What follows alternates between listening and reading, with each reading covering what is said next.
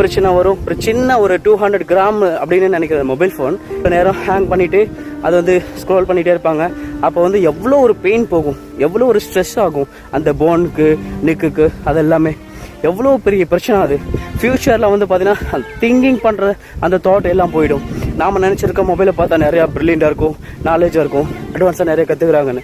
அதை விட நம்ம குழந்தையோட மெமரி பவர் போயிடுங்க, கண்ணு பிரச்சனை வரும், நிறையா பிரச்சனை வரும்.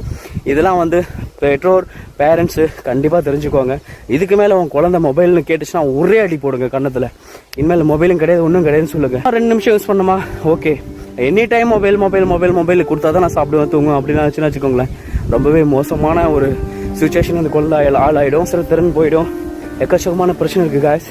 ஸோ மறக்காமல் வந்து நெக்ஸ்ட் டைம் உங்கள் குழந்தை மொபைல் கேட்டுச்சுன்னா பொலின்னு ஒரு கணத்தில் அறவிடுங்க. ஒரு டைம் அடித்தா தப்பு கிடையாது, நல்ல விஷயம் சொல்கிறப்ப வந்து அடித்து அதை புரிய வச்சா தப்பு கிடையாது.